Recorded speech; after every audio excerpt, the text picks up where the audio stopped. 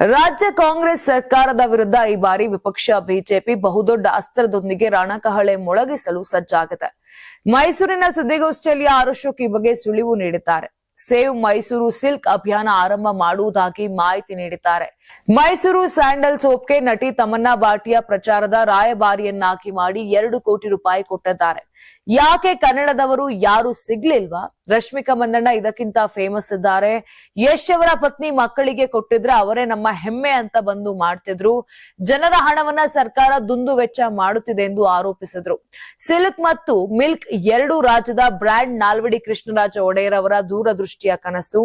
ವಿದೇಶದಿಂದ ಯಂತ್ರೋಪಕರಣ ತಂದು 112 ವರ್ಷದ ಹಿಂದೆ ಸ್ಥಾಪಿಸಿದ್ರು. ರೈತರಿಗೆ ಅನುಕೂಲ, ಉದ್ಯೋಗ ಸೃಷ್ಟಿ ದೃಷ್ಟಿಯಿಂದ ಸ್ಥಾಪಿಸಿದ್ದರು. ಚನ್ನಪಟ್ಟಣದಲ್ಲೂ 400 ಮಂದಿ ಕೆಲಸ ಮಾಡಿದ್ದಾರೆ.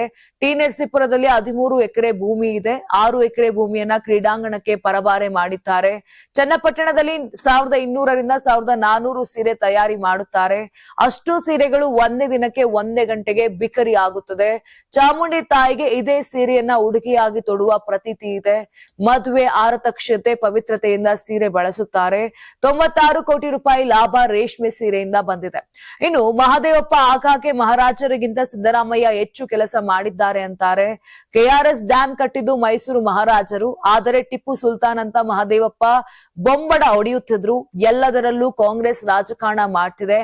6ನೇ ತಾರೀಕು ಸದನ ನಡೆಯುತ್ತಿದೆ. ಧಾರವಾಡದ ರೀತಿ ಇದಕ್ಕೂ ತೀರ್ಮಾನ ತೆಗೆದುಕೊಳ್ಳಿ, ಇಲ್ಲವಾದರೆ ಒಳಗೆ ಹೊರಗೆ ಚರ್ಚೆ ಮಾಡುತ್ತೇವೆ ಎಂದು ವಾರ್ನ್ ಮಾಡಿದ್ದಾರೆ. ನಮ್ಮ ಹೋರಾಟ 50,000 ಉದ್ಯೋಗಕ್ಕಲ್ಲ, 2.84 ಲಕ್ಷ ಉದ್ಯೋಗಕ್ಕೆ ಗೆಜೆಟ್ ಹೊರಡಿಸಿ. ಬರೀ ಬಾಯಿ ಮಾತಿಗೆ ಹೇಳಬೇಡಿ. ಯಾವಾಗ ಆದೇಶಗಳನ್ನ ಬಿಡುಗಡೆ ಮಾಡುತ್ತೀರಿ?